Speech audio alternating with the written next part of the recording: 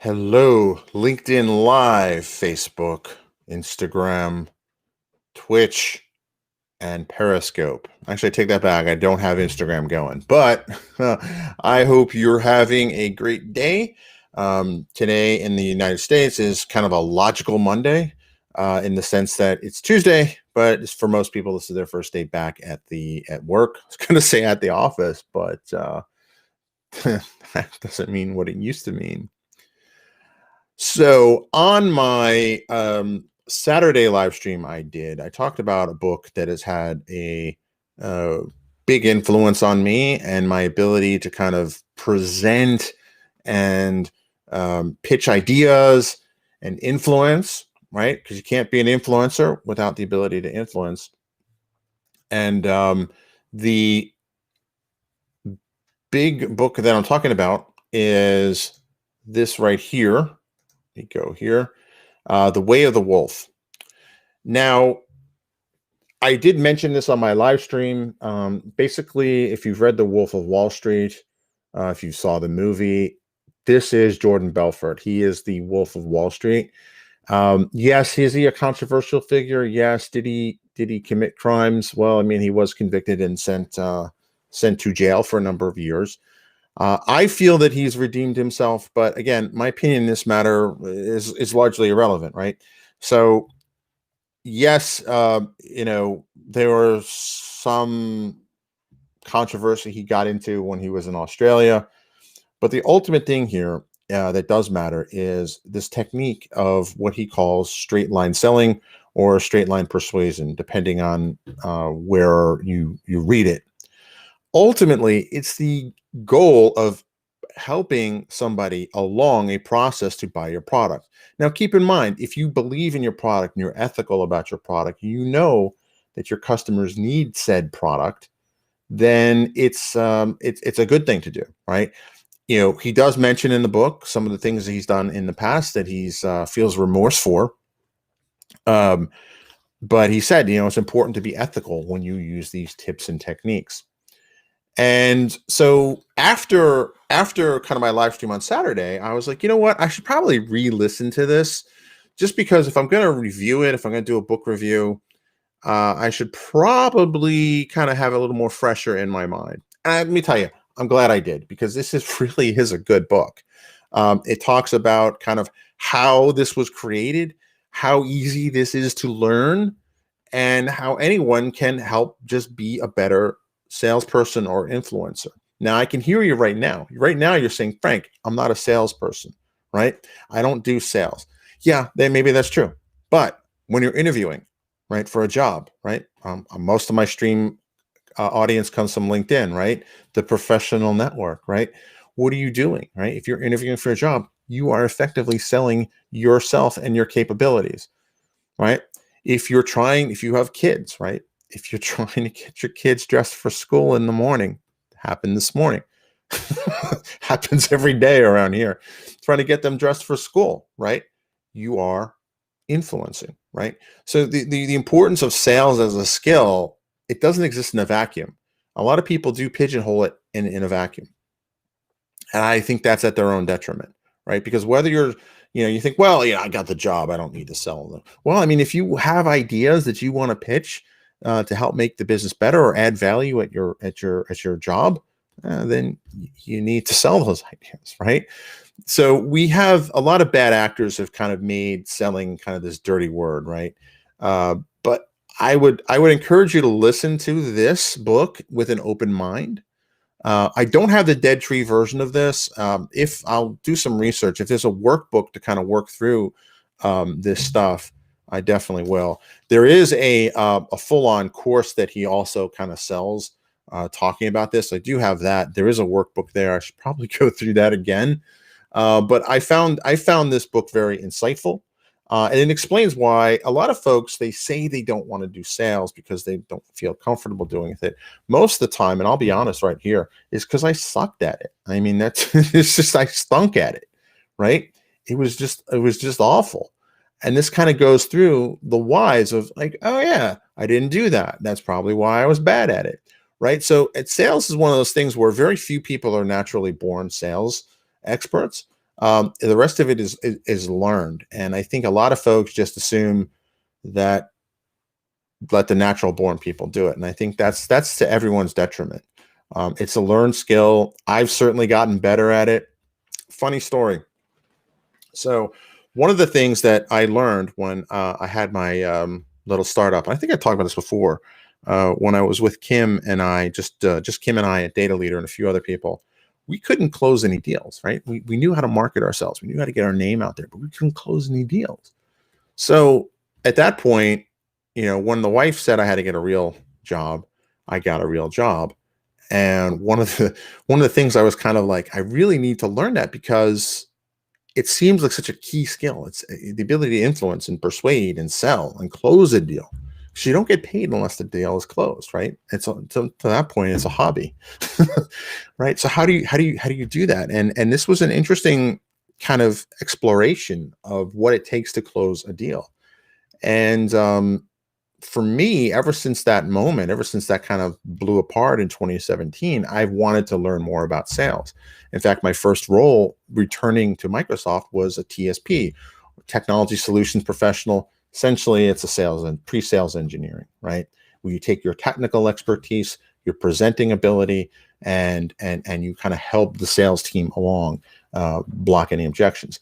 To a large extent, I kind of do that still at the MTC, right? Except in a more highly technical, kind of organized fashion. So this book has been immensely helpful in kind of understanding influence, understanding the ethical implications, doing right by your customer, understanding kind of it's a process, understanding the process, start to finish, how I can be better at that, how I can better impact solutions, get my ideas across, right? Because many times at the MTC, we're not really selling anything because customers come to us because they already have these products. They already have access to these products. But how do I convince them that to pry the database from their cold hands, from their tight grip of having this on premises, to maybe putting it in the cloud, and telling them that there's tons of advantages to doing that, or tons of advantages to embracing a more of an on-premise type approach. I mean, a hybrid type of approach. So there's definitely a lot you can get out of it. And the intro is just very well done. After this is the second or third time I've listened to it, I can kind of hear as he's explaining it, he's using a lot of these techniques, right? The intro alone is just brilliant because it goes from he assumes you know nothing about him, to it kind of explains how he got to where he was, how we figured it out, and the whole origin story of this straight line method. So I think it was Mohammed. Sorry, I'm forgetting your last name, sir. But you asked I do a review of this book. This book is great. What's really good about the audiobook is that he reads it himself. So you kind of get his kind of flavor and intonations, and I think in only a way that he can tell his own story. It's a very powerful book, I think, particularly for engineers, because selling, like anything else, is an engineering problem in a roundabout way, right? Because if you give people who have an engineering mind and mindset, right, what do? We love to figure stuff out, right? And sometimes there are things that we think might be beyond us or we can't do, right? And I'll speak for myself, right? You would just not go into it, right? But this is kind of a step-by-step process of how to be better at sales. Will you be the best salesperson in the world? Will you own the largest house in Long Island? Will you have your own helicopter like Jordan Belfort managed to get his hands on? I don't know. Maybe, maybe not. But that's not the point. The point is not the accumulation of these things. It's just about being a better engineer, getting your ideas across, if you're in sales, being a better salesperson. So there's my brother from another mother, Andy Leonard. Excellent advice. I try to dish out excellent advice. It happens every once in a while, and I'm so honored that you were here for that moment. But I do recommend this book highly. His story is complex. Did he break the law? Yeah, I mean, saw the movie. Did some things that he wouldn't want his mama to know. But definitely, I think it's a great listen. If you don't have Audible, If you don't have that, you can go to thedatajournalbook.com. You get a free audiobook on me, and we'll get a little pat on the back from Audible if you sign up for a subscription after that. Highly recommend it. He reads it really well, and his accent, he has a very New York accent, which is pretty funny. Sounds like a lot of people in my family. So for me, it's like I'm listening to someone in my family who's like an expert in something and talking about that. So for me, I love this book. I'm so glad that I mentioned it on Saturday. I'm so glad that Mom had kind of prompted me to do the sorry, multiple chats coming in. Prompted me to kind of do a review of it. So ultimately, he calls it straight line selling, and I don't have my little. Let me see. I don't have my whiteboard little tablet thingy attached to this computer. Shame on me, right? Because I was a tablet MVP for not doing my streaming on a tablet. But let me see what I can do in PBrush. All right. Let's see what I can pull off. All right. Okay. So bear with me. This is going to be horrible drawing. All right. So ultimately, if you had a straight line, pretend that's a straight line, right? So you would basically get somebody from a 1 to somebody from a 10. Right? This is his thing. Awesome. John Wood says, I am finally glad I got to catch one of these. Thanks, John. Thanks, John. Andy or John, if you want to hop on the show, let me know, and I am it too. Either through LinkedIn or otherwise. Let me pull up my LinkedIn tab. That way, if you do take me up on my offer, I would know.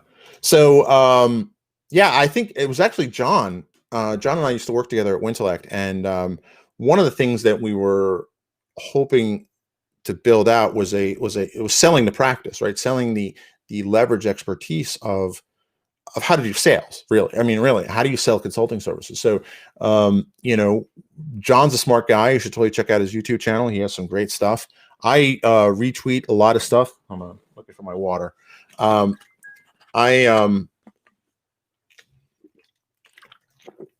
He and I were kind of thrust into a sales position, and I recommended this book. I think he actually got the correct me if I'm wrong, John, but I think you got the printed one, which so much of Jordan Belfort's wisdom, I think, comes out through his personality, good, bad, or indifferent, right? So for me, I grew up with a lot of people that talked like him, walked like him, acted like him. The sales skills never rubbed off on me, but ultimately, that's kind of the vision here was that, I don't know where I was going with that. I'm sorry, folks. It's time for me to get more coffee. But if you imagine this as let's kind of zoom out. Yeah, there we go. Can I get somewhere in the middle? Come on, just a little bit. It won't let me go to 75. All right. So anyway, so the idea is that if you have your customers, they won't buy it. He uses some rather colorful language, but if you're trying to close them, if you try to close them at they're a 1, you're going to fail, right? If you close them and they're a 10, you're going to have, that's pretty much a done deal, right? They're sold. And he had this idea of the straight line system, where is that he had seen, oops, let me see if I can, something a little lighter. He had this idea of the straight line system where you had to keep the conversation within a certain amount of bounds. Oh, so you did, and you still have it. Cool. Because I remember when we last spoke, John, you liked the book, but you didn't get a lot of the value out of it. I'm curious, does he use the same foul language in print that he does in the audio version? I'm curious, does he just do that kind of ad hoc as he talks? Or is that just kind of as he writes, he tends to think it more? but ultimately, it's the idea is that what'll happen is, and let me use a color, right? So what'll happen is that a customer comes in and they want to buy your product, right? Whether it's a car, whether it's this. So what'll happen is sometimes they'll notice that it'll go off topic, right? Or the conversation will stray. The goal is basically um, is that you want to that if you're outside of these boundaries here, you're not in control of the conversation, right? And it sounds manipulative to be in control of the conversation, but ultimately you're there to do a job. You're there to provide a service for the customer. So if they get distracted, and Lord knows, Andy will tell you, distraction is a real thing for me, right? You want to keep them back onto the sale. So ultimately, and then if they were here, they're kind of on the fence. So he calls this IC, in control, and then out of control. That's basically the gist. So there was some profanity, but they may have edited it down. I would wager that they do it. I should probably pick up the print copy because it's one of those. I think it's going to be one of those perennial things I'll read. Like, just do it. But what I really want to know, John, is that did you get real value out of the book? Because I remember when we last spoke, you were like, you know.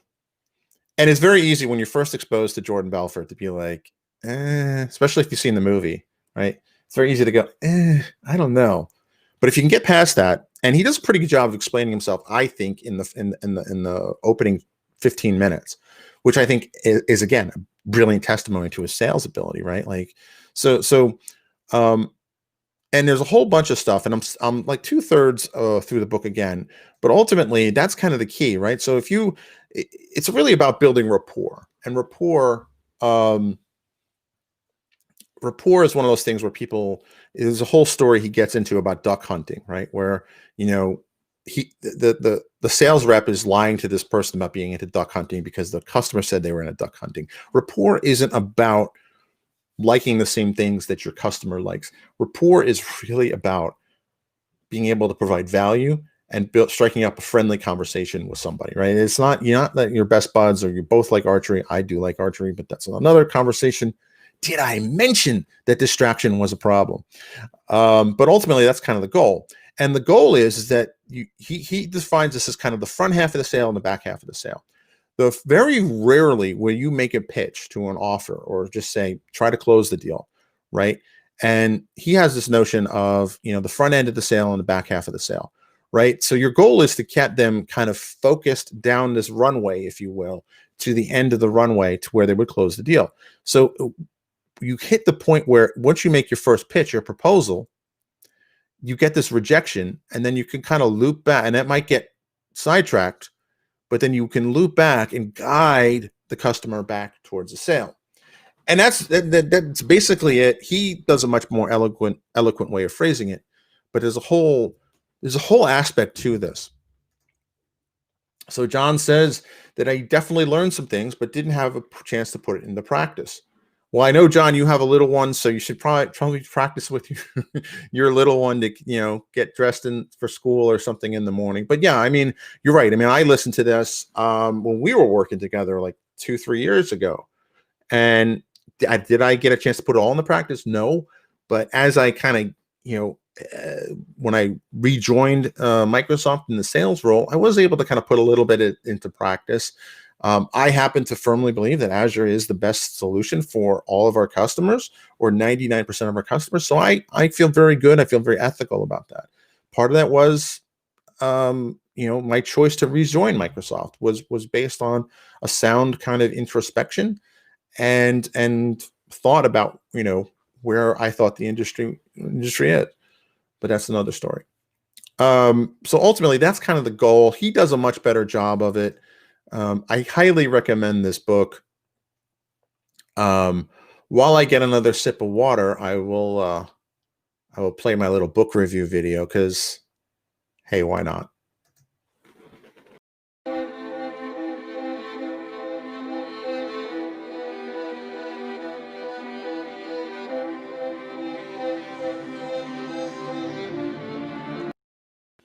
So maybe I'll call that a 2 for Tuesday, where it's both a high impact Tuesday and a book review at the same time. I think that works out pretty well, just simply because, this book can have an immediate impact on how you think about sales, how you execute it, your ability to influence, whether you're in a direct sales role, whether you're not, whether you're just trying to say, be listened to and get your ideas across. This book has had an outsized impact on me personally, how I approach sales, how if I ever were to go into a startup situation, how I would approach that very differently. So Andy says you dig the book review video. Thank you. Thank you. I do have fun with my motion graphics. Thomas Duclos, good to see you again, sir. Your roots go back to William Glasser. Choice and reality theory. What are the consequences of your choices in business? Well, that is definitely something I want to put in on my to-read list. So thank you for that reference, sir. But that's all I've got. I will say that I heard a great bit of advice from Dean Graziosi. And I implemented this over the last few days, except for today. Whereas don't look at your phone first thing in the morning. And he has a whole thing where he explained it. It makes sense because when you look at your phone, you're more concerned about what's going on around you. Not that that's a bad thing, but your morning, when you first wake up, you want to get your goals and your own agenda, your own purpose kind of sorted out before you can go out and face the world. And the phone kind of brings the world right into you. And maybe you're still waking up and you're not ready for that, punch in the face that the world at large will deliver, especially in the crazy times we live in. So I did that for a few days. I mean, I felt wonderful. I mean, I looked at my phone today. Wouldn't say I didn't feel wonderful afterwards, but I can feel the energy suck away. I mean, social media and these phones, I mean, I love social media. I love my phone. I'm streaming on social media, but there is an energy vampire aspect to it, where it just sucks away kind of your attention. And if you have struggles with that already, it's definitely worth at least, waiting till after your first cup of coffee or two, and you kind of focus and you set your agenda for the day before social media kind of derails you. At least that's been my experience. Thomas Duclos, you agree with goals in the morning. Michael Hyatt's Full Focus Planner. I got to check that out because I've been using, I kind of double down sometimes. If I don't do anything, like sometimes the way I do things is I do it at 100 miles an hour or not at all. So I have the 10X Planner by Grant Cardone. And I added the Yoda sticker, right? And I also had the Freedom Journal by John Lee Dumas. So I guess I actually do both, which is probably a little bit over the top, but that's what I do. No, in all seriousness, they each ask you different questions, and I get value from kind of writing it out, not once, but twice. They kind of the nuances of the way Grant Cardone asks, and the nuances of how JLD does it. JLD is more about kind of entrepreneurship and podcasting. So the questions there are more, I think by doing both, I get that rah like Grant Cardone style, and the more well-rounded living in congruence with your values aspect that you get from JLD. So for me, it kind of satisfies the left and right brain on that. Cal Newport has a deep work daily planner too. Okay, cool. I will definitely check that out too. I love this because I can kind of get, both aspects of, like, I share knowledge, you all share knowledge. It's just good. It's good for everybody's kind of reading list. And I really enjoyed re-listening to The Way of the Wolf, because it's a good message. It's a good kind of thinking about, most people are not good at sales naturally. There are some people that are, but it's not something that it's something that's learnable, right? It's the whole growth mindset thing. It is definitely learnable. Do I have a helicopter yet? No, but I have gotten better on it. I've been on, I've never been on a WinWire kind of internally at Microsoft. They send out this congratulations to everyone. Been on 2 WinWires since changing roles. And a lot of that I credit to some of the studying I've done, whether that's Grant Cardone, Jordan Belfort, and some of the focus I've been able to get on that. So that's it. That's it for today's book review and High Impact Tuesday. We had a twofer. And if you're not familiar with my format of High Impact Tuesday, the theory behind it is that Monday, kind of punches you in the face, right? You start out Sunday night, you're like, I'm going to rock this week. And then sometimes Monday doesn't go your way. But Tuesday is the day you have an opportunity to get back up and execute on your plan. So that's why it's called High Impact Tuesdays. So with that, I will thank you all. Thank you, Thomas. Thank you, Andy. Thank you, John. Again, you're not on the live feed now, but thank you, Mohammed, for pointing out that book again, that I should re-listen to it. I thoroughly enjoyed it. It's a great listen. Go to thedatadrivenbook.com. You'll get bounced over to Audible. You can get it for free. This is a great free book choice, in my humble opinion.